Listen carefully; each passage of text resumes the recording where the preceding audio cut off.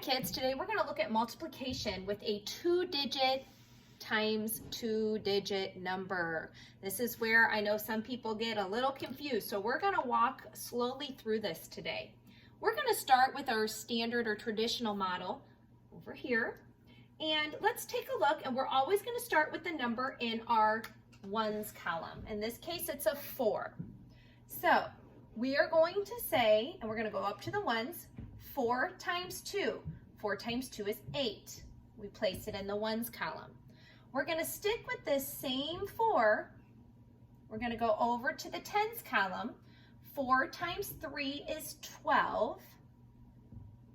We're going to write that one down.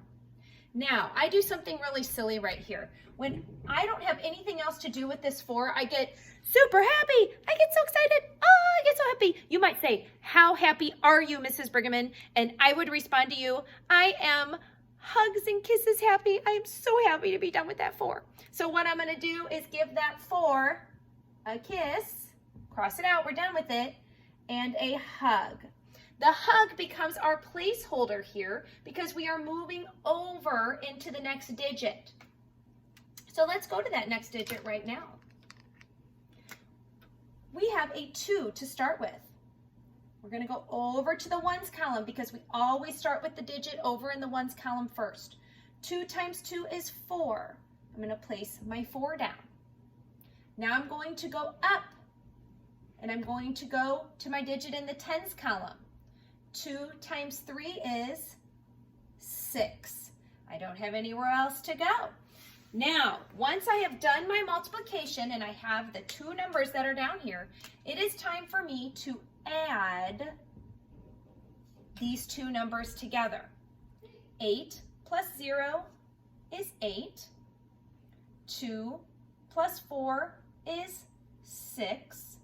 And 1 plus 6 is 7. So I'm looking at an answer of 768. Well, how can I check to see if I'm right? I can go to my area model and do some partial product to check it.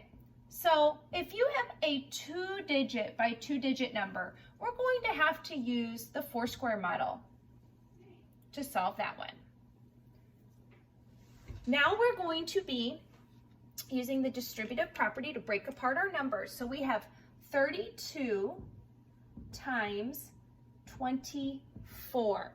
So if we look at our 32, we have a value of 2 in the ones column for the 30, or for the 32, and a value of 30 in the tens column. So we have 32, and then over here we have, so 30 plus 2 is 32. For 24, we have a 4 in the ones column, and we have a 2 with a value of 20 in the tens column. So if we look at our numbers, we have 32 and 24. Now, get your magic fingers ready because we're going to line up our numbers. So right now we have, in this case, if we go over and down, we have 30 times 20 in that box.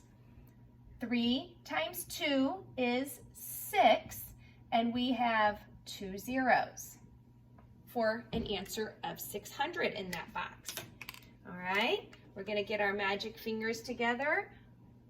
Down and over, we have 20 times 2. 2 times 2 is 4. Add a 0. So far, so good. We're looking good. Let's go to our next box. Down and over, 30 times 4. 3 times 4 is 12. Add a 0.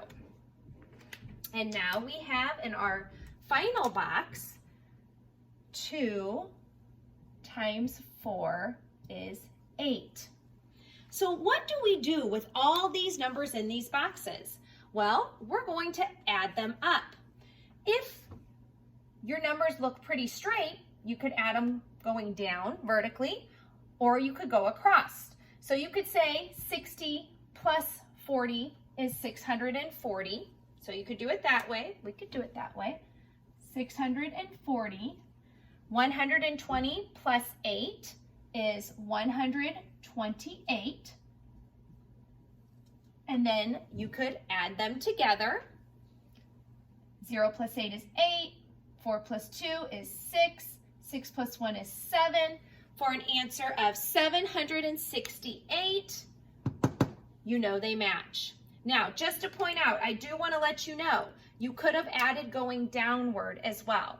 You could have taken 600 plus 120, which is 720, and you could have added that to 40 plus 8, which is 48. Now, if you did it this way, you'd most likely have to line up your numbers, and you would still get 768. So good luck in multiplying your 2-digit by 2-digit numbers.